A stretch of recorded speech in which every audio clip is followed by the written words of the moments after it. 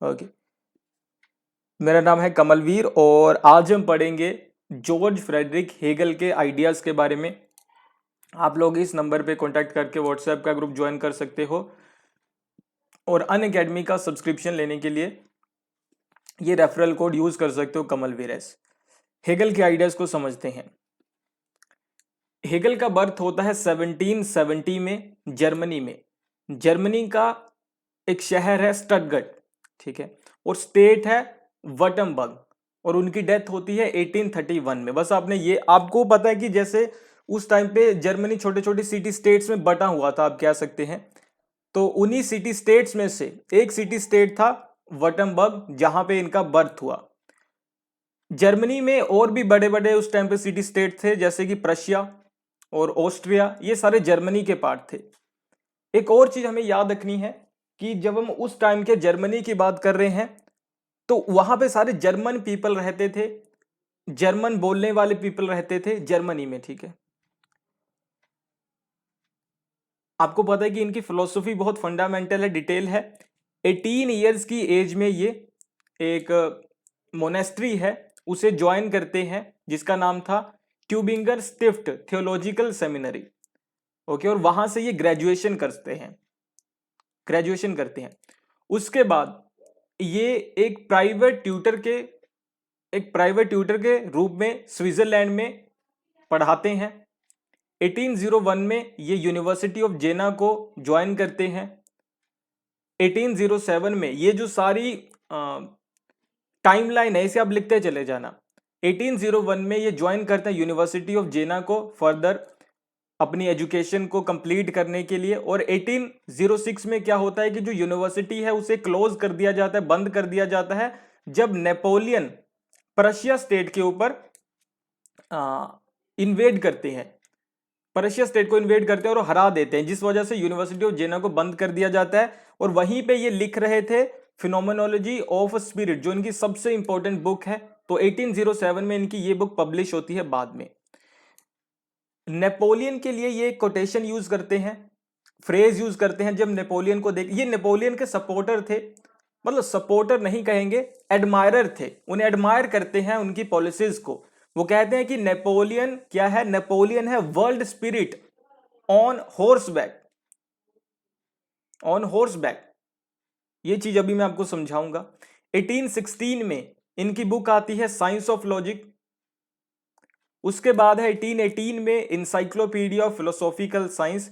Encyclopedia philosophical science के बाद आप कह सकते हैं कि इन्हें यूनिवर्सिटी ऑफ बर्लिन में फिलोसफी का प्रोफेसर अपॉइंट कर दिया जाता है इस बुक के बाद ही।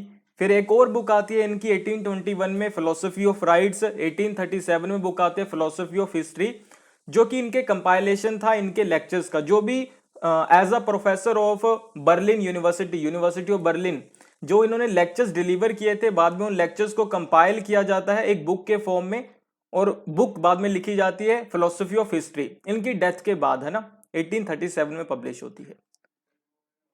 अभी मैं आपको एक ओवरव्यू देता हूं इनकी पूरी फिलोसफी का। ओके, तो ये जो कोटेशन है world spirit on horse back, ठीक है, नेपोलियन के लिए जो इन्होंने वर्ड यूज किया, ये अभी आपको समझ में आएगा। ओके, तो अभी हेगल के बारे में बात करते हैं, इनकी पूरी फिलोसफी पहले पढ़ते हैं एक बार में। ऐसे एक इंट्रोडक्टरी पार्ट है ये, जिसमें आपको एक ओवरव्यू मिलेगा। तो हेगल सबसे पहले हमें यह बताते हैं कि यूनिवर्स कैसे बना है। ओके, फिर वो हमें बताते हैं कि जो यूनिवर्स कैसे बना है और क्यों बना है ना,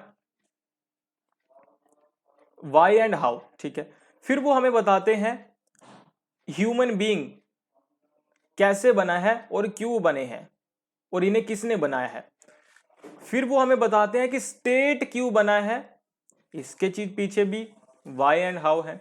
ओके, उसके बाद वो हमें बताते हैं फ्रीडम का मीनिंग क्या है, और इसके पीछे भी वाई और हाउ है कि फ्रीडम को कैसे अटेन किया जा सकता है और कैसे अटेन किया जा सकता है और क्यों फ्रीडम चाहिए हमें। ओके, और यहीं कहीं पे हमें सब कुछ समझते हुए ही ये जो कोटेशन है world spirit on horse back, ये यहीं पे लिख लेते हैं, world spirit on horse back. ये समझ आएगा, ठीक है, नेपोलियन को इन्होंने ऐसा क्यों कहा। ठीक है, तो समझते हैं। तो पहली बात यूनिवर्स के बारे में समझते हैं। तो जब वो यूनिवर्स के बारे में हमें समझा रहे हैं तो वो एक कंसेप्ट यूज करते हैं, एक वर्ड यूज करते हैं, टर्म यूज करते हैं जो आपको याद रखने, वो है स्पिरिट। आप स्पिरिट कह लीजिए इसे, आप इसे माइंड कह सकते हैं, आप इसे सोल कह सकते हैं। ये तीन वर्ड आप इंटरचेंजेबली यूज कर सकते हैं, चाहे इसे स्पिरिट कह दीजिए, चाहे इसे माइंड कह दीजिए, चाहे इसे सोल कह लीजिए, कुछ भी कह लीजिए। ओके, तो ये कहते हैं कि जब यहां पे यूनिवर्स नहीं था, कुछ भी नहीं था, कोई स्टार्स नहीं थे, कोई प्लेनेट नहीं था, कोई भी चीज एग्जिस्ट नहीं करती है, ना अर्थ है ना ह्यूमन बीइंग है, कुछ भी एग्जिस्ट नहीं करता है। उससे पहले वो कहते हैं कि यहां पे एक चीज एग्जिस्ट करती है, वो है स्पिरिट। वो है स्पिरिट, चाहे उसे माइंड कह लीजिए, माइंड मेरे ख्याल से ज्यादा अच्छा वर्ड है। माइंड यहां पे एग्जिस्ट करता है। लेकिन जब हम माइंड वर्ड यूज करते हैं तो हम अपने आप से जोड़ के इस चीज को देखते हैं कि अच्छा माइंड, माइंड यानी कि जो हमारे में माइंड है वैसे माइंड की बात हो रही है, बिल्कुल वैसे माइंड की बात हो रही है। और हमारा माइंड क्या सोच समझ सकता है ना, बिल्कुल सोच समझ सकता है कि क्या अच्छा है क्या बुरा है, डिसीजन ले सकता है। क्या वो माइंड भी ऐसा था? तो माइंड एग्जिस्ट करता था यूनिवर्स से पहले भी, लेकिन जो वो माइंड है या स्पिरिट है वो कॉन्शियस नहीं थी। कॉन्शियस नहीं थी यानी कि क्या मतलब हुआ, वो चेतन नहीं थी। ठीक है, वो सोच समझ नहीं सकती थी, वो सेल्फ कॉन्शियस नहीं थी, अपने आप को समझ नहीं सकती थी, अपने आप के बारे में जान नहीं सकती थी। लेकिन वहां पे एक स्पिरिट या माइंड एग्जिस्ट करता था, लेकिन वो कुछ भी सोच समझ नहीं रहा था या सोच समझ नहीं सकता था। सेल्फ कॉन्शियसनेस उसमें नहीं थी। ठीक है, सेल्फ कॉन्शियसनेस वहां पे नहीं थी, वहां पे एक माइंड लेकिन एग्जिस्ट करता था। यूनिवर्स से भी पहले की बात हो रही है, प्री यूनिवर्स बात हो रही है। तो वहां पे एक माइंड एग्जिस्ट करता है। तो अभी ये जो माइंड था, ये जो स्पिरिट है, इसका गोल क्या है? अभी इसका हम गोल यहां पे एक लिख लेते हैं। ये जो स्पिरिट है ये पूरी तरीके से अनकॉन्शियस है। अभी इसका गोल क्या है कि इसे क्या होना है, इसे सेल्फ कॉन्शियस होना है, कि अपने बारे में ये समझ सके कि मैं क्या हूं क्या नहीं हूं। माइंड एग्जिस्ट करता है, वो समझना चाहता है कि मैं क्या हूं क्या नहीं हूं। ओके, तो ये इसका अल्टीमेट गोल है। तो पूरी हेगल की फिलॉसफी शुरू होती है यहां से कि प्री यूनिवर्स में स्पिरिट एग्जिस्ट करती थी, पहली चीज। और वो स्पिरिट क्या करना चाहती है, उसका एक गोल है self consciousness. Pre universe spirit के पास कॉन्शियसनेस नहीं है, और वो सेल्फ कॉन्शियसनेस कैसे अटेन करेगी, यही उनकी पूरी फिलॉसफी है बस। ठीक है, किस प्रोसेस के साथ करेगी, किस मेथड के साथ करेगी, ये करते हुए कौन कौन से स्टेजेस आएंगे, ये सब कुछ ही बस उनकी फिलॉसफी है। ठीक है, तो ये बेसिक आइडिया आई होप आपको क्लियर हुआ होगा। तो जो पूरी फिलॉसफी है, तो जो पूरी फिलॉसफी है हेगल की, वो एक क्वेश्चन का आंसर करना चाहती है। वो क्वेश्चन ये है कि जब यहां पे यूनिवर्स यानी कि ब्रह्मांड यानी कि तारे सूरज धरती कुछ भी एग्जिस्ट नहीं करता था, उससे पहले यहां पे स्पिरिट या फिर माइंड एग्जिस्ट करता था। ठीक है, स्पिरिट या फिर माइंड एग्जिस्ट करता था। वो माइंड लेकिन क्या था, सेल्फ कॉन्शियस नहीं था, उसे अपने बारे में कुछ भी नहीं पता था। ठीक है, अपने बारे में कोई जानकारी नहीं थी, अपने आप को वो नहीं समझ पा रहा था। तो अभी उनकी पूरी फिलॉसफी इस चीज का जवाब देती है कि वो यूनिवर्स से पहले जो एक स्पिरिट एग्जिस्ट करती थी, नॉन कॉन्शियस थी, वो किस तरीके से सेल्फ कॉन्शियस के गोल को अटेन करेगी। ये पूरी जर्नी ही उनकी फिलॉसफी है, यही उनका क्वेश्चन है रिसर्च का, जिसके आंसर से हमें उनकी सारी पॉलिटिकल फिलॉसफी समझ आएगी। तो ये जो माइंड है, ये स्पिरिट है, या जो सोल है, जो आत्मा है, कुछ भी कह लीजिए आप इसे, ये क्या है, ये किसी इंसान की नहीं है, ये इसे देखा नहीं जा सकता, ये पूरी तरीके से नॉन मैटर है, एब्स्ट्रैक्ट है। तो क्या होता है, पहला स्टेप क्या होता है, तो अभी इसे सेल्फ कॉन्शियस होना है। तो ये जो स्पिरिट है सबसे पहले किस चीज को बनाती है, तो ये तो पूरी तरीके से आप कह सकते हैं कि ये मैटर नहीं है ना, ये सिर्फ एब्स्ट्रैक्ट है। तो ये सबसे पहले किस चीज को बनाती है, मैटर बनाना शुरू करती है।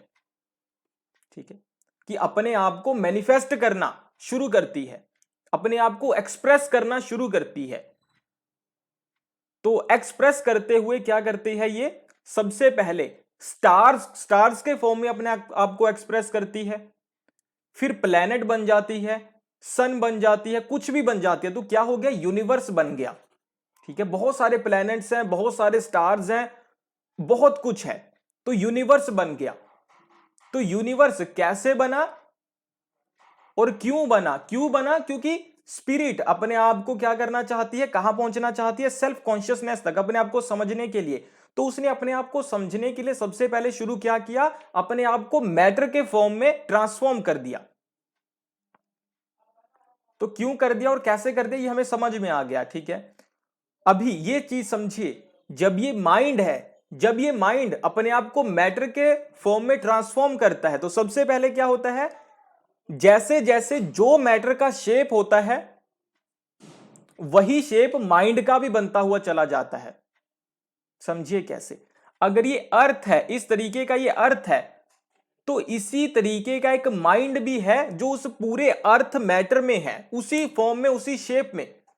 तो आप ये चीज देखिए कि अगर जैसे कहते हैं ना कण कण में भगवान है, वो वाली चीज, तो हर एक चीज में वो स्पिरिट एग्जिस्ट करती है। हर एक चीज में जैसा मैटर होगा वैसी ही स्पिरिट उसके अंदर होगी, ये वो कह रहे हैं। तो पहले स्टार्स बन गए, प्लेनेट बन गया, सब कुछ बन गया, लेकिन क्या बताइए, प्लेनेट को प्लेनेट क्या सोच सकता है? स्टार क्या सोच सकते हैं? या स्टार क्या अपने आप को एक्सप्रेस कर सकते हैं? या प्लेनेट कर सकता है? तो यहां पर चीजें कंप्लीट नहीं हुई, तो सेल्फ कॉन्शियसनेस नहीं आई। ये मैटर बन के स्पिरिट ने अपने आप को इस मैटर में जब ट्रांसफॉर्म किया, स्टार के फॉर्म में या प्लेनेट के फॉर्म में, तो एक्सप्रेशन नहीं था, तो सेल्फ कॉन्शियसनेस कहां से आती? तो स्पिरिट आगे बढ़ती है, स्पिरिट कहती है, अभी स्पिरिट अपने आप को जानवरों के फॉर्म में प्रोड्यूस करती है, ट्रांसफॉर्म करती है। तो यहां पे जानवर बनना शुरू हो गए जी, छोटे जानवर, बड़े जानवर। तो क्या जानवर अपने आप को एक्सप्रेस कर सकते थे, अपने बारे में सोच सकते थे? और सेल्फ कॉन्शियसनेस का क्या मतलब होता है कि अपने आप को समझना, सोचना। सेल्फ कॉन्शियसनेस का मतलब क्या होता है कि सोचना और क्या करना जी, एक्शन लेना उसके अकॉर्डिंग। तो क्या अभी ये एनिमल्स सोच सकते थे अपने बारे में? क्या एक्शन ले सकते थे, अभिव्यक्त कर सकते थे? नहीं कर सकते थे। अभी उसके बाद क्या होता है, तो स्पिरिट अपने आप को फिर ह्यूमन के फॉर्म में ट्रांसफॉर्म कर देती है। स्पिरिट अपने आप को अभी ह्यूमन के फॉर्म में ट्रांसफॉर्म कर देती है। अभी स्पिरिट की शेप भी ह्यूमन जैसी ही हो जाती है, मैटर के फॉर्म में भी, और जो उसके अंदर है वो भी आप कह सकते हैं कि पूरी स्पिरिट भी हमारे जैसी है, जैसा हमारा बॉडी है उस तरीके की स्पिरिट है पूरी। तो अभी क्या ह्यूमन सेल्फ कॉन्शियस है? क्या ह्यूमन अपने बारे में सोच सकते हैं और उसके अकॉर्डिंग डिसीजन ले सकते हैं? तो बिल्कुल सही, तो ह्यूमन अपने बारे में सोच सकते हैं, डिसीजन ले सकते हैं, वो सेल्फ कॉन्शियस हैं। तो यहां पर आकर क्या होता है, जो स्पिरिट का पूरी जर्नी थी यहां पे आके रुक जाती है, और इनकी जो आप कह सकते हैं कि जो फिलॉसफी है यहां पे आके रुक जाएगी, खत्म हो जाएगी, मतलब ये इनकी पूरी फिलॉसफी है। लेकिन अभी ये चीजें बनती कैसे है? ह्यूमन सेल्फ कॉन्शियस है कि नहीं है, कितना है कितना नहीं है? या ह्यूमन, आपको पता है कि ह्यूमन तो पहले ट्राइब्स में भी रहता था, ह्यूमन तो पहले ट्राइब्स में रहता है, ह्यूमन तो एक दूसरे को मार भी देते हैं कई बार इररेशनली, ह्यूमन तो कुछ सुपरस्टिशंस को भी फॉलो करता है। तो क्या वो पूरी तरीके से सेल्फ कॉन्शियस है? तो वो सेल्फ कॉन्शियस कब बनेगा पूरी तरीके से, ये पूरे जवाब वो अभी हमें देंगे। तो ये उनकी पूरी फिलॉसफी है, वो बताएंगे कि स्टेट इसमें किस तरीके से हमें फैसिलिटेट करेगा सेल्फ कॉन्शियसनेस तक पहुंचने के लिए, फ्रीडम कैसे हमें हेल्प करेगी सेल्फ कॉन्शियसनेस तक पहुंचने के लिए, राइट्स कैसे हमें हेल्प करेंगे सेल्फ कॉन्शियसनेस तक पहुंचने के लिए, स्पिरिट के डेमोक्रेसी या फिर मोनार्की कैसे हमारी हेल्प करेगी सेल्फ कॉन्शियसनेस तक पहुंचने के लिए, इंडस्ट्रियलाइजेशन या दूसरी कोई भी चीज कैसे हमारी हेल्प करेगी कि स्पिरिट सेल्फ कॉन्शियसनेस तक पहुंच सके। तो यही उनकी पूरी फिलॉसफी का सार है, यही उनकी पूरी फिलॉसफी का स्ट्रक्चर है। अभी एक एक चीज को हम डिटेल में डिस्कस करेंगे। जो ये सारी चीजें हो रही है, जो ये पूरा प्रोसेस चलेगा, वो किस मेथड के साथ चलेगा? डायलेक्टिकल मेथड के साथ चलेगा। डायलेक्टिकल मेथड के साथ कैसे चलेगा वो भी मैं आपको बता देता हूं। तो डायलेक्टिकल मेथड में 3 पॉइंट्स है, ये 3 स्टेजेस हैं। तो ये है थीसिस यानी कि वाद, ये है एंटीथीसिस जो कि है प्रतिवाद, और ये है सिंथेसिस,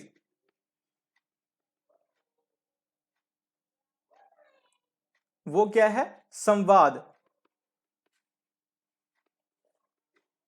ठीक है, इस तरीके से। तो वाद प्रतिवाद संवाद भी कैसे चलता है जी? तो सबसे पहले कोई भी चीज आप कह सकते हैं कि अपने आप में परिपूर्ण होती है, अपने आप में पूर्ण होती, परिपूर्ण होती है, बेस्ट होती है। ठीक है, अपने आप में परिपूर्ण होती है, बेस्ट होती है, उसमें कोई भी कमी नहीं होती, वो बेस्ट होती है अपने आप में। लेकिन धीरे धीरे धीरे धीरे धीरे से क्या है कि जो छोटी छोटी उसमें कमियां होती हैं वो सामने आने लगती हैं, और जो छोटी छोटी छोटी कमियां हैं या प्रॉब्लम्स हैं या कॉन्ट्राडिक्शन है, एक दिन इतने बड़े बन जाते हैं कि जितनी बड़ी ये बेस्ट चीज थी इसके सामने उतनी ही बड़ी वो कमियां खड़ी हो जाती है, कॉन्ट्राडिक्शन खड़े हो जाते हैं, और वो कॉन्ट्राडिक्शन क्या हो गया? एंटीथीसिस हो गया। तो अभी ये जो कॉन्ट्राडिक्टरी, ये कॉन्ट्राडिक्शन वाला सिचुएशन है और ये बेस्ट सिचुएशन है, इन दोनों के बीच में आप कह सकते हैं कि क्या होता है? कॉन्ट्राडिक्शन होता है, कि दोनों में से क्या सही है। और उसके बाद क्या है कि दोनों में से कुछ चीजें इसकी और कुछ चीजें इसकी मिलाकर क्या बनता है? सिंथेसिस बनता है, संवाद बनता है, जो अपने आप में परिपूर्ण होता है। बाद में सिंथेसिस क्या बन जाता है? थीसिस, क्योंकि उसमें भी कमियां निकल आती हैं। फिर एंटीथीसिस, फिर सिंथेसिस। ठीक है, मतलब ऐसे चलता रहेगा ये हमेशा, ये कहते हैं कि कभी नहीं रुकेगा। ठीक है, तो दो जगह पर ये रुक जाता है, वो बताते हैं कि एक तो ये डायलेक्टिकल मेथड जाके ह्यूमन पर रुक जाता है, दूसरा स्टेट पे जाके रुक जाता है। ये क्यों रुकता है ये मैं आपको बाद में जवाब दूंगा। ठीक है, तो थोड़ा सा उनकी लाइफ के बारे में है, थोड़ा सा हम और जान लेते हैं डिटेल में। तो George Frederick Hegel was born in Stuttgart in 1770। Hegel का जन्म हुआ 1770 में, स्टटगर्ट में हुआ। The son of an official in the government of Duke of Württemberg. आप कह सकते हैं कि ड्यूक ऑफ वटमबर्ग की सरकार में एक अधिकारी थे उनके पिताजी। He was educated at the royal high school in Stuttgart in 1788। आप कह सकते हैं 11 साल आप कह सकते हैं शुरुआती उन्होंने जो शिक्षा थी कहां पे ली? वहीं पे रॉयल स्कूल में ही ली। ओके, इन अक्टूबर 1788, अक्टूबर 1788 में Hegel began studies at a theological seminary in Tübingen. ठीक है, जो मैंने आपको पहले भी बताया। Where he became friends with the poet Hölderlin and philosopher Friedrich Schelling, जिनके बारे में हम पढ़ते हैं। फ्रेडरिक शेलिंग के दोस्त वो वहां पे बन जाते हैं, और दोनों आप कह सकते हैं कि बाद में बहुत फेमस होते हैं, है ना। बहुत आप कह सकते हैं फिलोसफी है दोनों की बहुत डिटेल में, शेलिंग की भी। इन 1790, 1790 में Hegel received MA degree, masters करते हैं। 1 year after the fall of Bastille in France. Shortly after graduation Hegel took a post as tutor, जैसे मैंने आपको शुरू में भी बताया, एक वेल्दी स्विस फैमिली में बर्न फ्रॉम 1793 टू 96। उसके बाद क्या है जी, 1801 में आ जाते हैं। 2 साल बाद after the death of his father Hegel finished with tutoring and went to Jena. आपको पहले बताया जेना यूनिवर्सिटी में चले जाते हैं। He took a position as unsalaried lecturer, lecturer के फॉर्म में काम करते हैं जेना में, और अपनी आप कह सकते हैं कि जो आइडियाज है उसे भी डेवलप करते रहते हैं। Where Hegel's friend Schelling, Thomas Schelling, जिनके बारे में बताया मैंने, had already held a university professorship for 3 years. There Hegel collaborated with Schelling on a critical journal of philosophy. ठीक है, and he also published a piece, critical journal of philosophy publish करते हैं, and a piece on the difference between the philosophies of फिट्च and Schelling, इसके ऊपर भी लिखते हैं। और बाद में आपको पता है कि एक उनकी बुक भी आती है जो मैंने आपको पहले बताया था। ओके, तो ये उनकी लाइफ के बारे में थोड़ा सा है। अभी उनके आइडियाज के बारे में समझते हैं। सबसे पहले उनके आइडियलिज्म के बारे में हम समझते हैं। तो हेगल है जो एक आइडियलिस्ट थिंकर है, जैसे प्लेटो एक आइडियलिस्ट थिंकर थे, इसी तरीके से ये भी एक आइडियलिस्ट थिंकर है। प्लेटो कहते हैं कि हर एक चीज क्या है, शैडो ऑफ आइडियाज है ना। इसी तरीके से ये भी कहते हैं कि ideas are ultimate reality. Ideas are ultimate reality, इस चीज का क्या मतलब है? ये कहते हैं कि आपके आसपास आपको जितनी भी चीजें दिखाई दे रही हैं, चाहे आपके सामने अभी आप जो दिख रहा है लैपटॉप हो, चाहे आपका मोबाइल फोन हो, चाहे आप कह सकते हैं कि आपके सामने कोई दीवार हो, वॉल क्लॉक हो, जितनी भी चीजें आप देख सकते हो, उसके पीछे कोई ना कोई आइडिया है, उसके पीछे कोई ना कोई रैशनल आइडिया है। वो लिखते हैं what is rational is actual, what is actual is rational. मतलब क्या कि कोई भी चीज जो आपको एक्चुअली दिख रही है उसके पीछे एक पूरा रैशनल आइडिया है। कैसे? आपके सामने लैपटॉप आपको दिखाई दे रहा है, उसके पीछे आप कह सकते हैं बहुत रैशनल प्रिंसिपल्स हैं, बहुत साइंटिफिक प्रिंसिपल्स है जिन्हें यूज करके वो चीज बनाई गई है। आपके सामने एक पानी की बोतल है, तो किस तरीके से प्लास्टिक को कितनी डिग्री पे गर्म किया जाए या ठंडा किया जाए कि प्लास्टिक से एक बोतल बनाई जा सके, तो उसके पीछे भी एक रैशनल आइडिया है, बिल्कुल तार्किक आइडिया। आपके सामने मोबाइल फोन है, सेम इसी तरीके से आपके सामने एक दीवार है, तो उसके पीछे भी एक रैशनल आइडिया है कि किस तरीके से सीमेंट को यूज किया जाए, किस तरीके से सीमेंट को बनाया जाए, उसके पीछे भी एक रैशनल आइडिया है, एक साइंटिफिक आइडिया है। कोई भी चीज ऐसी एग्जिस्ट नहीं करती आपके सामने जिसके पीछे कोई रैशनल आइडिया ना हो, साइंटिफिक आइडिया ना हो। अगर कोई फेल्ड चीज भी है, अगर आप कहते हैं कि थॉमस एडिसन ने 10,000 3,000 5,000 कितने चीजों को यूज किया, बाद में उन्होंने बल्ब को बनाया, तो जो आप कह सकते हैं कि अगर वो अनयूज्ड जो उन्होंने मतलब चीजें यूज की जो फेल हो गई थी, वो भी रैशनल है। वो रैशनल कैसे है? क्योंकि उससे ये चीज समझ आती है, उससे ये साइंटिफिक प्रिंसिपल क्लियर हो जाता है कि कम से कम ये मैटर तो नहीं बल्ब को जला सकता, तो ये भी एक रैशनल चीज है। तो वो क्या कहते हैं कि what is rational is actual, कि जो भी रैशनल होगा वही मैटर बनता है, वही चीज सामने आती है, और जो भी एक्चुअल है वो अपने आप में रैशनल है, उसके पीछे एक रैशनल आइडिया है। इसीलिए क्या है कि ideas are ultimate reality. Ultimate reality क्या है? आइडिया है। आइडिया, माइंड, रीजन, कुछ भी कहिए आप उसे, स्पिरिट या गाइज्ड वर्ड यूज करते हैं, वो कहते हैं कि ये चीज रियलिटी है। बिहाइंड एवरी ऑब्जेक्ट, जो भी आपको ऑब्जेक्ट दिख रहा है उसके पीछे एक आइडिया एग्जिस्ट करता है, एक रैशनल आइडिया एग्जिस्ट करता है। एवरीथिंग दैट एग्जिस्ट, जो भी चीज एग्जिस्ट करती है, is based on a rational idea.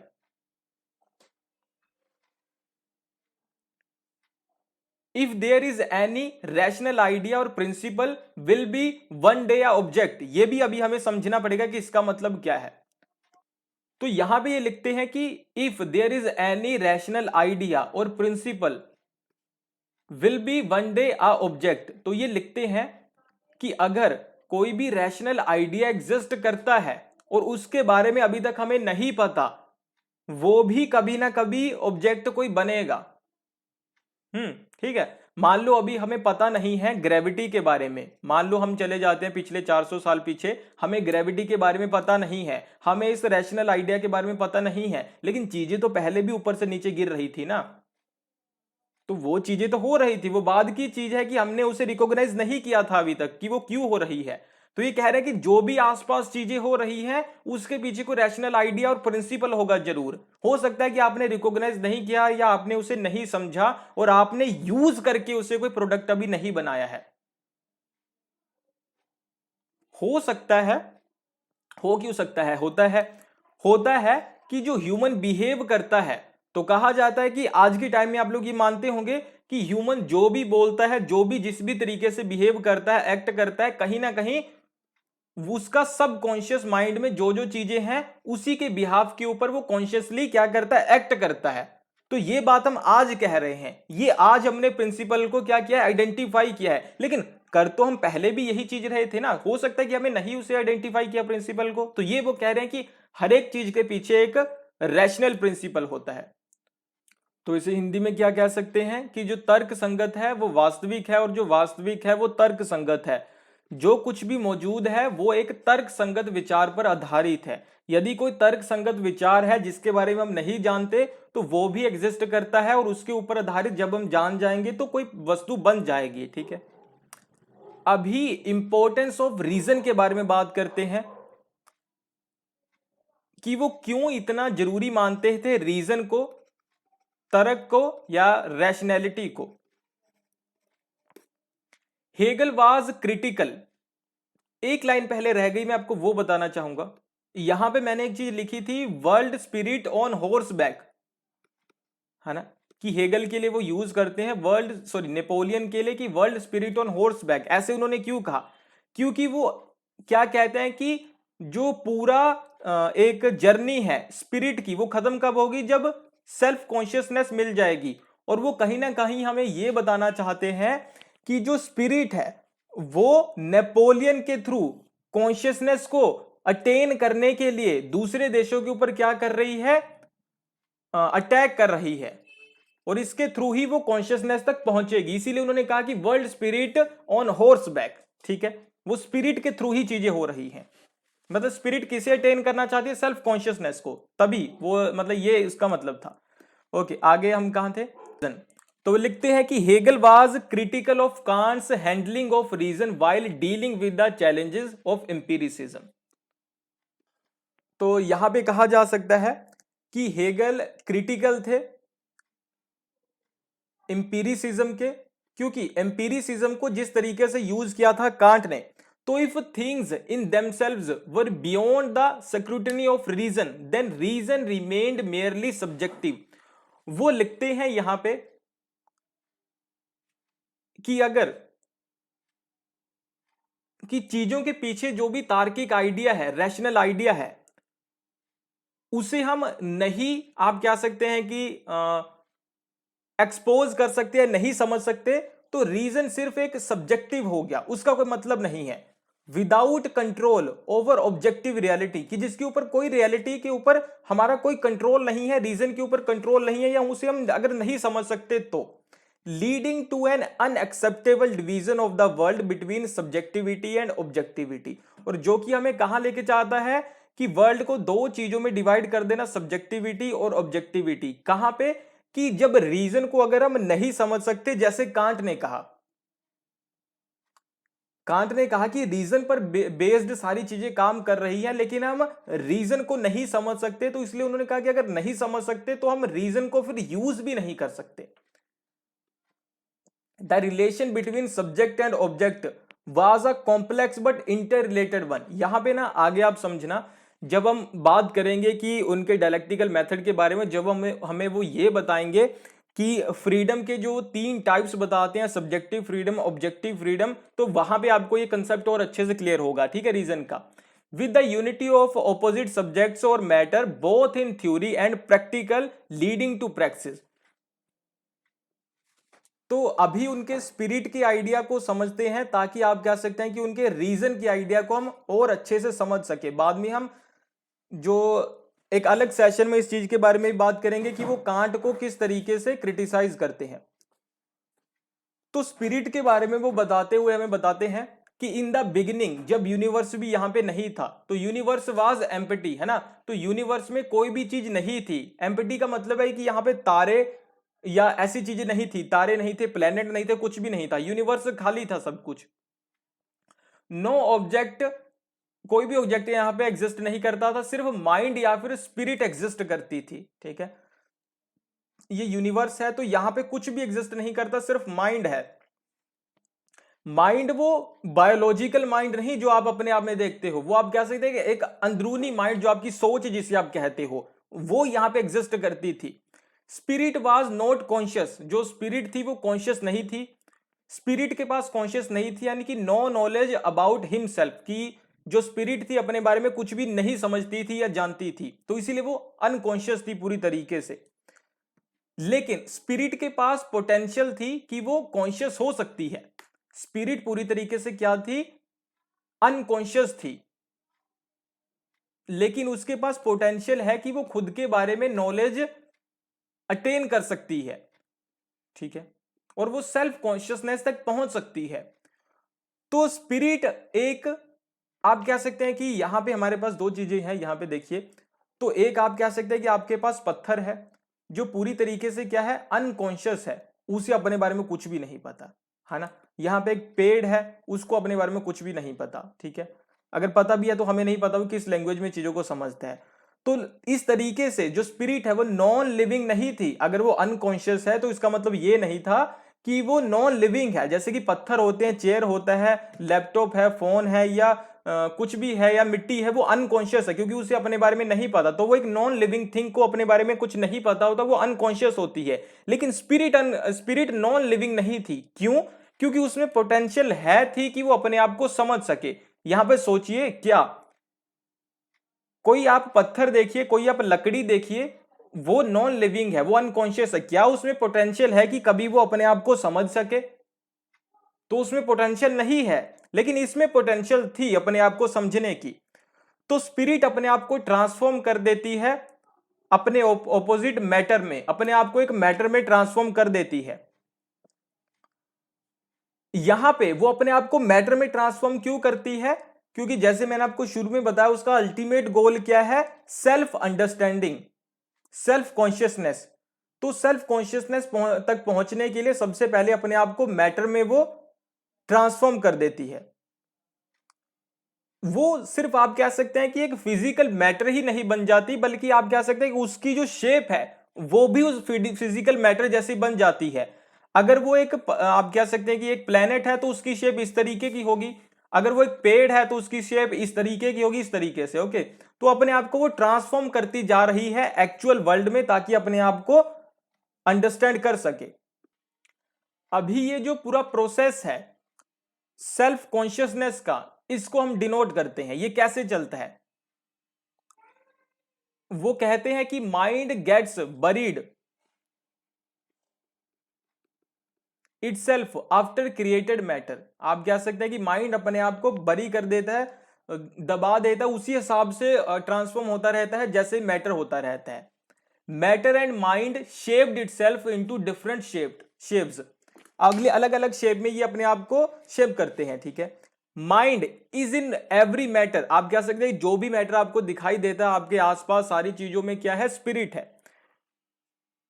Mind अपने आप को शेप करता है प्लेनेट के फॉर्म में, स्टार्स के रूप में, एनिमल्स के फॉर्म में।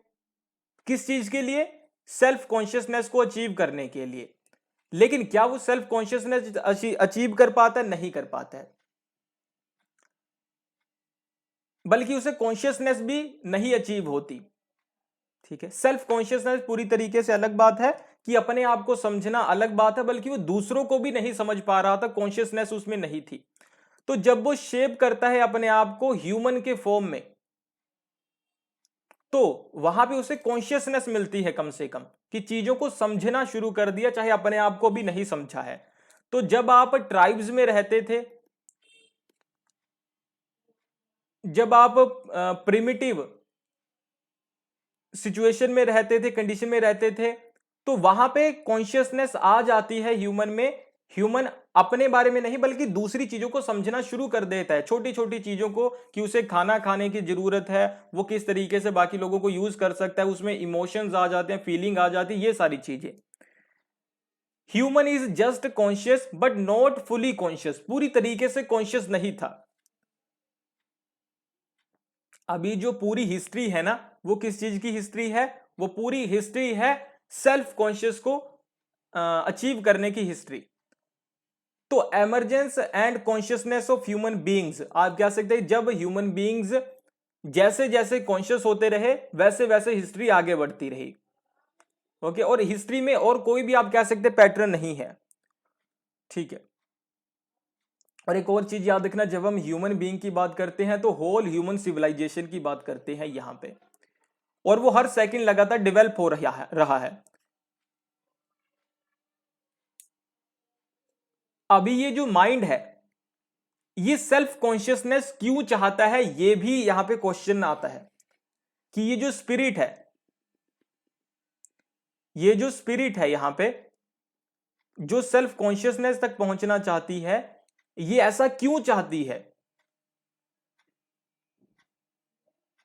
ये क्यों ऐसा चाहती है कि ये सेल्फ कॉन्शियस हो जाए, ये भी यहां पे क्वेश्चन आता है।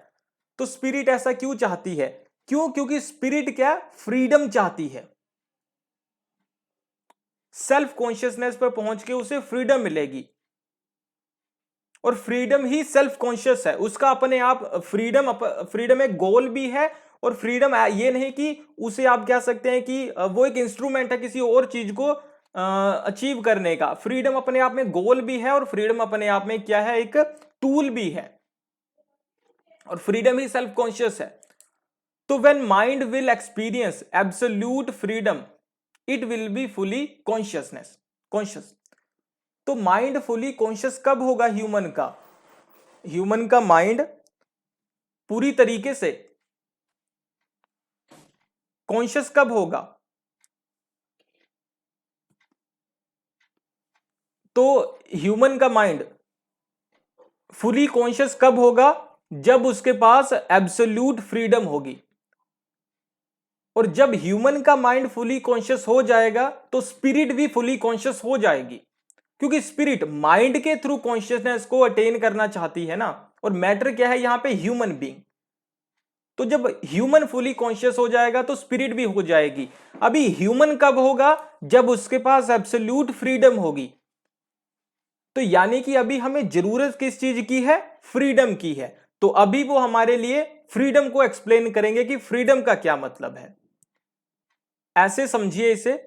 तो यहां पे स्पिरिट है जिसका गोल है सेल्फ कॉन्शियसनेस, और सेल्फ कॉन्शियसनेस ये किसके थ्रू अटेन करती है? मैटर के थ्रू। और मैटर यहां पे कौन है? Human being. और ह्यूमन बीइंग सेल्फ कॉन्शियस कब होगा? जब उसके पास एब्सोल्यूट फ्रीडम होगी। अभी एब्सोल्यूट फ्रीडम क्या है इसे हम समझेंगे। पहले हम एब्सोल्यूट फ्रीडम से ये समझते हैं कि ये जो पूरी हिस्ट्री है ये किस तरीके से यहां तक पहुंची है। ठीक है, यहां तक किस तरीके से पहुंचा है इंसान, कहां तक? ये जहां उसको सेल्फ और एब्सोल्यूट फ्रीडम जहां उसे मिलेगी वहां तक वो कैसे पहुंचेगा। ठीक है, इस चीज को समझते हैं। तो यहां पे वो थ्योरी ऑफ हिस्ट्री अपनी देती है। वो कहते हैं कि हिस्ट्री एक जर्नी है, और हिस्ट्री किस चीज की जर्नी है? जहां पे माइंड या फिर स्पिरिट ट्रेवल कर रही है। ठीक है, माइंड या फिर स्पिरिट ट्रेवल कर रही है, और ह्यूमन हर दिन क्या हो रहा है? और ज्यादा सेल्फ कॉन्शियस हो रहा है। तो mind travelling through human civilisation. ठीक है, और एम क्या है? सेल्फ कॉन्शियसनेस है।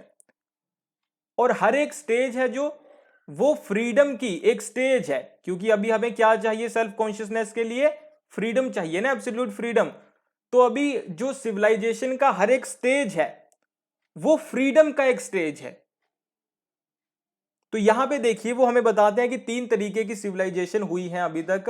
तो पहली सिविलाइजेशन है, वो हिस्ट्री को 3 स्टेजेस में बांट देते हैं।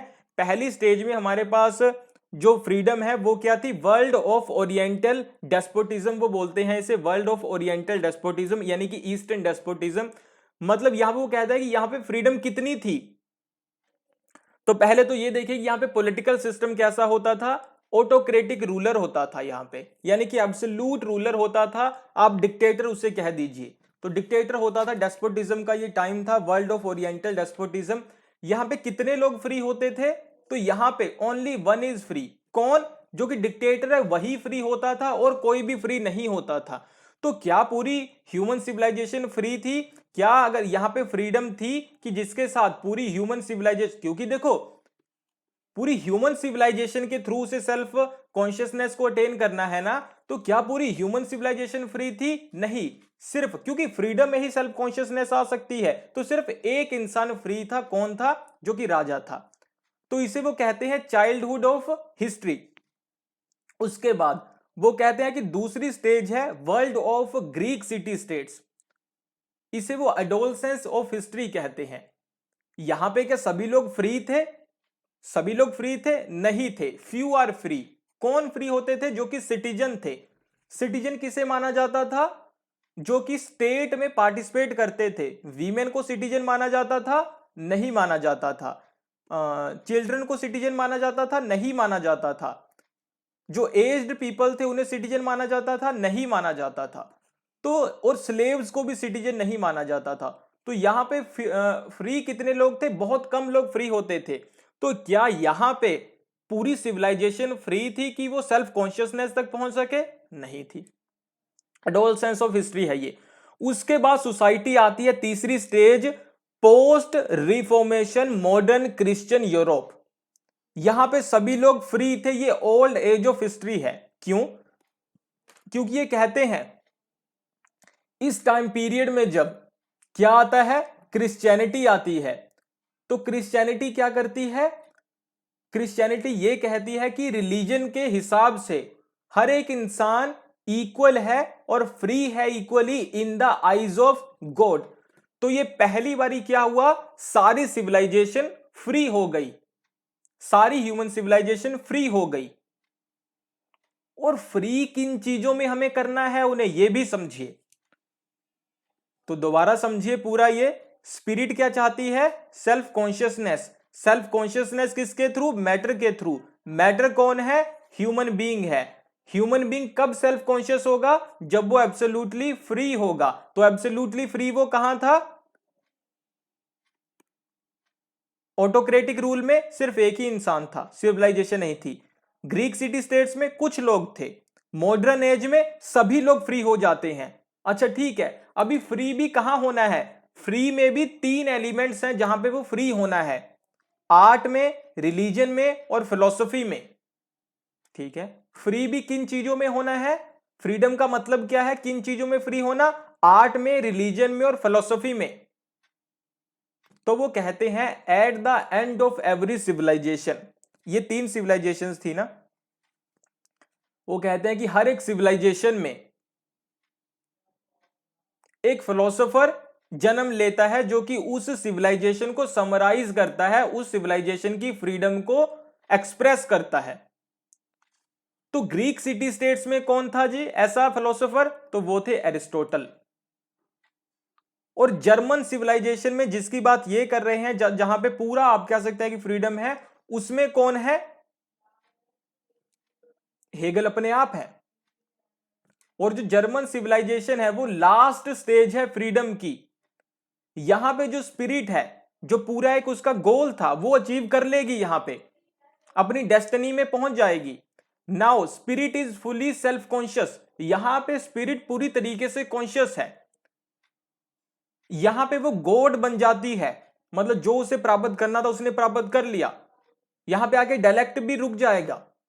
And on earth it represents, और आप क्या सकते हैं, अभी जब आप स्टेट की थ्योरी पढ़ेंगे ना, तो अभी एक और थ्योरी इसमें बाकी है, वो ये है कि इंसान कब बनता है फ्री?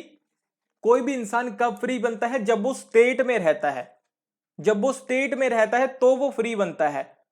तो अभी एक स्टेट भी जरूरी है यहां पे, और वो कौन सा स्टेट जरूरी है जहां पे इंसान पूरी तरीके से फ्री है? वो कौन सा स्टेट है? जर्मन स्टेट है, जर्मनी है। और जर्मनी का भी कौन सा स्टेट? प्रशिया है। इसीलिए उन्होंने कहा कि प्रशिया क्या है? State is the March of God on earth. वो कहते हैं कि जर्मन सिविलाइजेशन प्रशिया स्टेट के थ्रू जो स्पिरिट है अटेन कर लेती है अपने फाइनल गोल को, सेल्फ कॉन्शियस को, क्योंकि सभी यहां पे फ्री है और हर एक चीज यहां पे पूरी तरीके से डेवलप हो चुकी है। आर्ट यहां पे पूरी तरीके से डेवलप हो चुका है, वहां पे रोमांटिसिज्म के फॉर्म में। रिलीजन यहां पे पूरी तरीके से फॉर्म हो चुका है प्रोटेस्ट के फॉर्म में, प्रोटेस्टिज्म के फॉर्म में। फिलॉसफी को यहां पे पूरी तरीके से डेवलप कर दिया गया हेगल की फिलॉसफी के थ्रू। तो सारी चीजों को हमने उनके गोल तक पहुंचा दिया, सेल्फ कॉन्शियसनेस को अपने गोल तक पहुंचा दिया। एक ह्यूमन कब सेल्फ कॉन्शियस होता है? सिविलाइजेशन कब सेल्फ कॉन्शियस होती है? जब आर्ट अपने पीक पे हो, रिलीजन अपने पीक पे हो, फिलॉसफी अपने पीक पे हो। तो तीनों चीजों को जर्मनी में पहुंचा दिया गया है। और जर्मन का प्रशिया स्टेट क्या है? स्पिरिट का यहां पे पूरा एक्सप्रेशन और डेस्टिनी तक पहुंच जाती है। अभी हमने फ्रीडम की बात की थी, तो फ्रीडम को भी समझ लेते हैं। और फ्रीडम थी, फ्रीडम को समझते हैं। तो इन्होंने एब्सोल्यूट फ्रीडम की बात की। तो एब्सोल्यूट फ्रीडम का मतलब आप नेगेटिव फ्रीडम मत समझो, यहां पे एब्सोल्यूट फ्रीडम का मतलब है कि पूरी तरीके से फ्री हो जाना। ठीक है, अभी जो ये फ्रीडम की बात करते हैं वो पॉजिटिव फ्रीडम है। एब्सोल्यूट फ्रीडम का मतलब है कि हर एक इंसान को फ्रीडम मिल जाना, ठीक है। जो इनकी फ्रीडम है वो पॉजिटिव फ्रीडम है। पॉजिटिव फ्रीडम और नेगेटिव फ्रीडम में क्या डिफरेंस होता है? नेगेटिव फ्रीडम कहती है कि आपको एब्सोल्युटली फ्री कर दिया जाएगा, आप कुछ भी करने के लिए फ्री हो। पॉजिटिव फ्रीडम होती है जो आपके ऊपर कुछ रिस्ट्रिक्शंस लगाती है। तो ये कुछ रिस्ट्रिक्शंस लगाएंगे, तो ये कहते हैं कि आप पूरी तरीके से फ्री हो कुछ भी करने के लिए, कोई भी गोल सेट करने के लिए लाइफ में, और उसे किसी भी तरीके से अचीव करने के लिए, मेथड के साथ अचीव करने के लिए आप पूरी तरीके से फ्री हो। वो कहते हैं कि जो ऐसी फ्रीडम है, फ्रीडम के वो बताते हैं कि दो डायमेंशन होते हैं, सब्जेक्टिव फ्रीडम और ऑब्जेक्टिव फ्रीडम, जो मैंने आपको काट के उसमें बताया था। गोल्स भी लिमिटेड है। तो दो तरीके की फ्रीडम है, सब्जेक्टिव और ऑब्जेक्टिव फ्रीडम।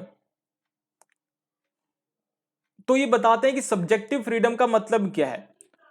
तो सब्जेक्टिव फ्रीडम है free to set subjective goals, ठीक है। आप अपने लिए, वो हमें नेगेटिव पॉजिटिव दोनों चीजें बताएंगे। वो कहते हैं कि अपने लिए आप कोई भी गोल सेट कर सकते हो, कोई भी गोल अपने लिए सेट कर सकते हो, उसे किसी भी तरीके से अचीव कर सकते हो। सब्जेक्टिव फ्रीडम इसे कहा उन्होंने। ऑब्जेक्टिव फ्रीडम का मतलब है कि आप जो गोल्स सेट करोगे वो रैशनल होने चाहिए। तो जब हमने कह दी कि रैशनल होने चाहिए, यानी कि रैशनैलिटी का फिल्टर लगा दिया, यानी कि फ्रीडम को क्या कर दिया, रिस्ट्रिक्ट कर दिया रैशनैलिटी पर बेस्ड, तो ये क्या हो गई, पॉजिटिव फ्रीडम, क्योंकि कुछ रिस्ट्रिक्शंस आ गई, पॉजिटिव फ्रीडम यहां पे आ जाती है। तो अभी रैशनल होने चाहिए आपके गोल्स, इसका क्या मतलब है? वो कहते हैं कि जो भी आप गोल्स सेट करोगे अपने लाइफ में, कुछ आप कह सकते हैं कि रैशनल कुछ वैल्यूज हैं, नॉर्म्स हैं, उनको फॉलो करते हुए आपको करना पड़ेगा। और रैशनैलिटी कांस्टेंट होती है, हमेशा बनी रहती है।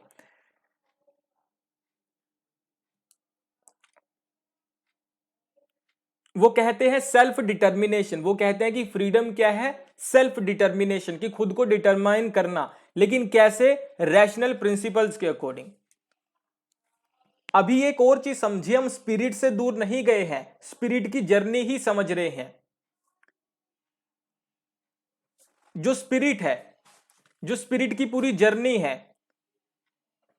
नॉन कॉन्शियस से सेल्फ कॉन्शियस की तरफ जो वो पूरी जर्नी है, वो किस मेथड के थ्रू थ्रू ये जर्नी को ट्रेवल करती है?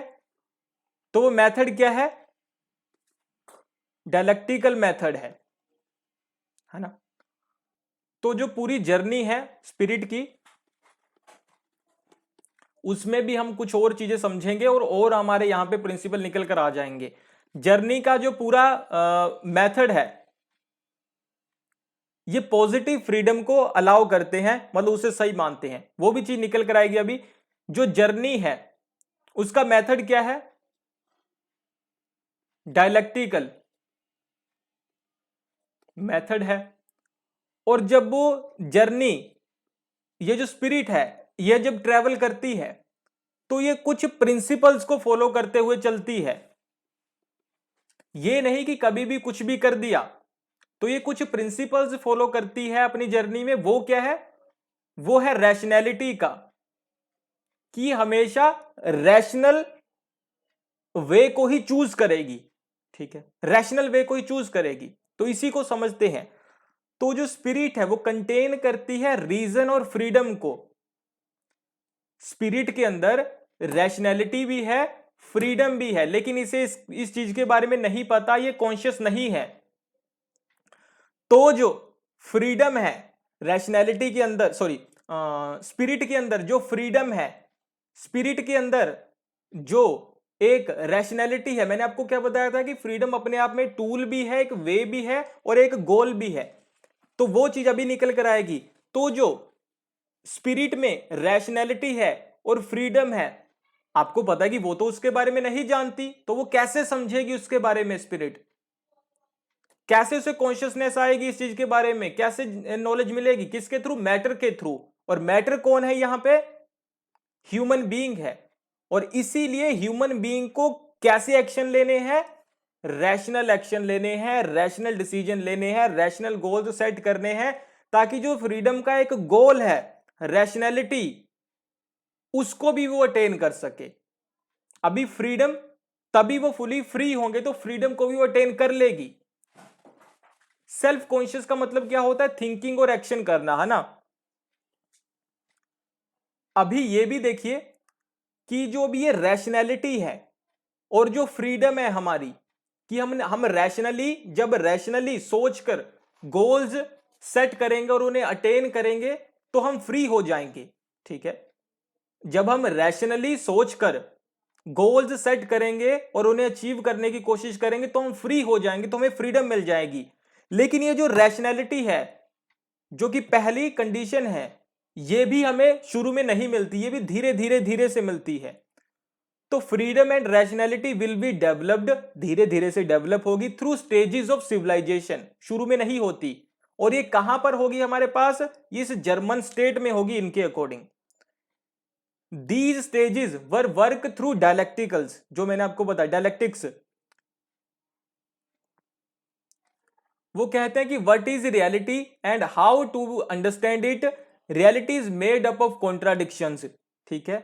अभी आप कह सकते हैं कि जो आप कह सकते हैं जो पूरी रियलिटी है, जो मेथड है, जिसके थ्रू, जिस प्रिंसिपल के थ्रू स्पिरिट आगे बढ़ रही है, वो मेथड क्या है, कॉन्ट्राडिक्शंस का मेथड है। वो मेथड क्या है, डायलेक्टिक्स का मेथड है, जिसमें क्या है, पहले थीसिस आता है, फिर उसका विरोध एंटीथीसिस पैदा होता है, फिर दोनों के मेल से सिंथेसिस बनता है। तो ये है उनका डायलेक्टिक्स का मेथड। तो अभी हम ये समझते हैं कि हमने समझा कि रैशनैलिटी उन्हें मिल जाएगी डायलेक्टिक्स के साथ, फ्रीडम उन्हें फिर मिल जाएगी, जब वो रैशनली डिसीजन लेंगे तो उन्हें फ्रीडम भी मिल जाएगी, ये हमने समझा। अभी ये रैशनल डिसीजन है कौन कौन से, किस डिसीजन को रैशनल कहा जा सकता है, किस डिसीजन को रैशनल कहा जा सकता है, और उसके बाद उसके बेस्ड जो गोल अटेन किया जाएगा उसे फ्रीडम कहा जाएगा। तो ये गोल क्या है, रैशनैलिटी क्या है, वो समझते हैं। तो उनकी बुक है एक फिलॉसफी ऑफ राइट, इसमें वो हमें बताते हैं राइट्स के बारे में। वो बताते हैं कि 3 तरीके के राइट्स होते हैं। पहला है एब्सोल्यूट राइट, दूसरा है मोरालिटी राइट जिसे वो सब्जेक्टिव कहते हैं, तीसरा है इथिकल राइट जिसे वो कंक्रीट कहते हैं। अभी फिलॉसफी ऑफ राइट जो उनकी बुक है उसको उन्होंने बांटा, एब्सोल्यूट राइट एक उसका पार्ट है बुक का, एक है मोरालिटी राइट दूसरा पार्ट, तीसरा बुक का पार्ट है इथिकल राइट। और इथिकल राइट में वो हमें बताते हैं कि कैसे फैमिली, सिविल सोसाइटी और स्टेट बना है, ठीक है। तो पहले देखिए जो कि एब्स्ट्रैक्ट राइट है, जो एब्स्ट्रैक्ट राइट है वो एक कंडीशन है। एब्स्ट्रैक्ट राइट क्या है, एक कंडीशन है जो कि क्या है, अपने आप में थीसिस है, वाद है। यहां पे हमारे पास नेगेटिव फ्रीडम थी, human only think about himself, तो इसे आप प्राकृतिक अवस्था कह सकते हो। आपके पास नेगेटिव फ्रीडम थी, एब्स्ट्रैक्ट राइट था, यानी कि आप कुछ भी कर सकते थे। कहां पे, प्राकृतिक अवस्था में आप एब्सोल्युटली फ्री थे ना, आप किसी को भी मार सकते थे, किसी का भी खाना छीन सकते थे, एब्सोल्युटली फ्री थे। तो नेगेटिव फ्रीडम थी और आप सिर्फ अपने बारे में सोचते थे। उसके बाद आता है मोरालिटी राइट, दूसरा स्टेज। ये थीसिस है, ये आ गया एंटीथीसिस। यहां पे क्या होता है कि human think about his action and subjective his action, as a subjective his action. तो यहां पे ह्यूमन क्या है, सोसाइटी में रहना शुरू करता है। तो यहां पे ह्यूमन क्या करता है, अपने एक्शंस के बारे में सब्जेक्टिवली सोचता है कि जो मैंने किया क्या वो ठीक था या गलत था, तो उसे जज करना शुरू करता है कि वो सही है या गलत है, उसे जज करना शुरू करता है। तो ये मोरालिटी राइट दूसरा स्टेज है, एंटीथीसिस है। यहां पे डिवेल्प क्या कर रहा है, फ्रीडम का कंसेप्ट डिवेल्प कर रहा है, थीसिस एंटीथीसिस सिंथेसिस के साथ। और इथिकल राइट या कंक्रीट राइट, ये तीसरा है, ये सिंथेसिस है।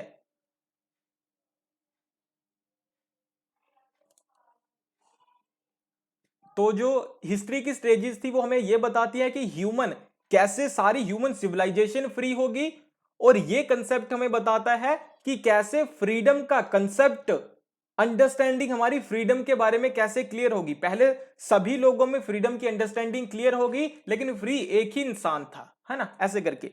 तो इथिकल राइट या इथिकल सोसाइटी आप कह सकते हैं कि कंक्रीट है। वहां पे जो सिंथेसिस है, member of a social institution, हम सोशल इंस्टीट्यूशंस के मेंबर बनना शुरू करते हैं, जैसे कि फैमिली हो गया, सोसाइटी हो गया, स्टेट के मेंबर बनना शुरू करते हैं।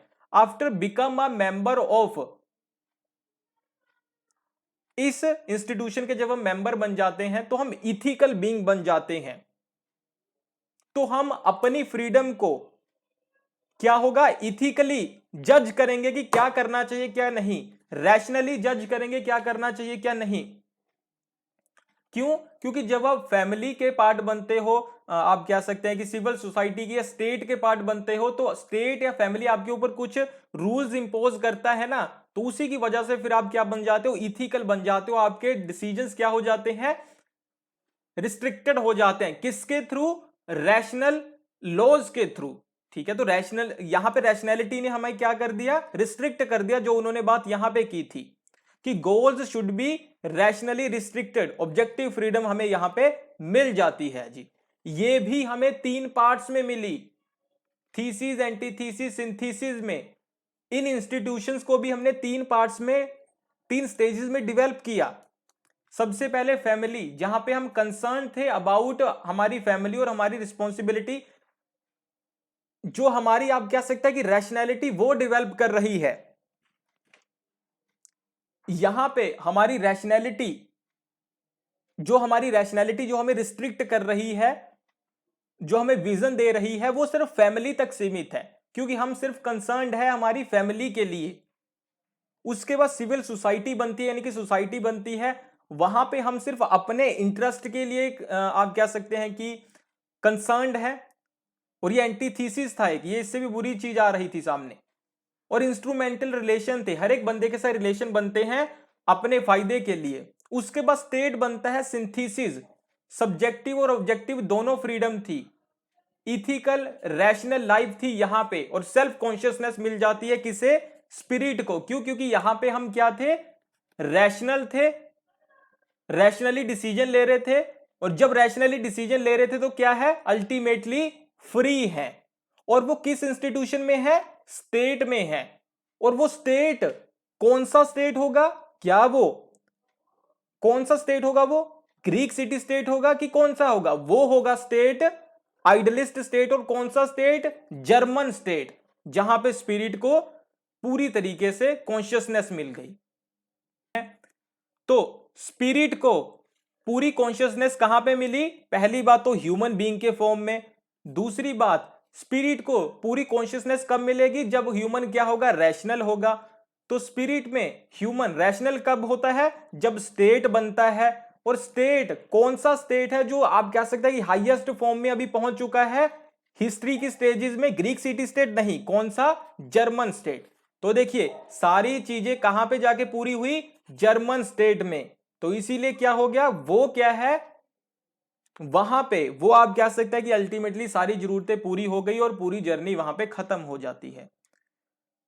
लास्ट में है कि अभी ये जो स्टेट है, अभी स्टेट भी यहां पे खत्म नहीं हुआ। अभी ये स्टेट होना कैसे चाहिए, लिबरल, सोशलिस्ट, मार्क्सिस्ट, डेमोक्रेट, कैसा स्टेट होना चाहिए ये भी अभी समझते हैं। अभी स्टेट भी कैसा स्टेट, तो पॉलिटिकल डायमेंशन है स्टेट का। ये कहते हैं कि स्टेट के 3 एलिमेंट्स हैं जिन्हें अपने पूरे पीक पे पहुंचना है। पहली बात तो ये कि स्टेट के 3 एलिमेंट्स में पहला एलिमेंट है कि उसका पॉलिटिकल सिस्टम। तो पॉलिटिकल सिस्टम कौन सा होना चाहिए, कॉन्स्टिट्यूशनल मोनार्की होनी चाहिए, कॉन्स्टिट्यूशनल मोनार्की होनी चाहिए। ठीक है, दूसरी चीज है ब्यूरोक्रेसी होनी चाहिए, जिसे वो यूनिवर्सल क्लास कहते हैं। तो ये याद रखना टर्म उन्होंने यूज की है ब्यूरोक्रेसी के लिए, यूनिवर्सल क्लास। तीसरी चीज है लेजिस्लेचर, ये कैसा होना चाहिए, बाइकैमलर होना चाहिए, 2 सदन होंगे वहां पे, एक upper house lower house. Upper house में कौन होगा, हाउस आप कह सकते हैं कि लैंड ओनर्स और लॉर्ड्स होंगे, है ना, जो आप कह सकते हैं कि राजा के रिश्तेदार है, लैंड ओनर्स है, वो होंगे इसमें, फ्यूडल्स होंगे। लोअर हाउस में क्या होगा, इनडायरेक्ट रिप्रेजेंटेटिव होगा, वहां पे वोटिंग नहीं होगी। जो अलग अलग ग्रुप्स हैं, एसोसिएशंस हैं स्टेट के अंदर, कि जैसे कुछ ट्रेडर्स का ग्रुप है, कैपिटलिस्ट का ग्रुप है, एसोसिएशन है, तो वो एक एक बंदे को नॉमिनेट करके इस लोअर हाउस में भेजेंगे, वो उनके रिप्रेजेंटेटिव होंगे। या वर्कर्स का कोई नॉमिनेशन होगा यहाँ पे, मतलब कोई रिप्रेजेंटेटिव होगा, वो नॉमिनेट करके भेजेंगे। तो स्टेट भी ऐसा होना चाहिए। अभी बात निकल कर आती है कि वहां पर और भी तो बहुत सारे मोनार्की थी और भी देशों में, और भी देशों में आप कह सकते हैं कि मोनार्की के साथ ब्यूरोक्रेसी भी होगी, अपर हाउस लोअर हाउस का ऐसा सिस्टम होगा। तो वो क्यों नहीं स्टेट है वो जहां पे स्पिरिट अपने सारे गोल्स को अटेन कर लेते हैं, उन गोल्स में क्यों नहीं, उन स्टेट्स में क्यों नहीं, क्यों, क्योंकि वहां पे आर्ट, रिलीजन और फिलोसफी, क्या ये तीनों चीजें उस पीक पे पहुंच चुकी है जहां ये चाहते हैं कि आर्ट, रोमांटिसिज्म, रिलीजन, प्रोटेस्टिज्म और हेगल की फिलोसफी जैसी वहां पे कोई फिलोसफी डेवलप हो चुकी है, क्या नहीं हुई है। तो वो स्टेट इसीलिए नहीं स्पिरिट का डेस्टिनी है। ठीक है, तो ये हेगल की फिलोसफी है जी।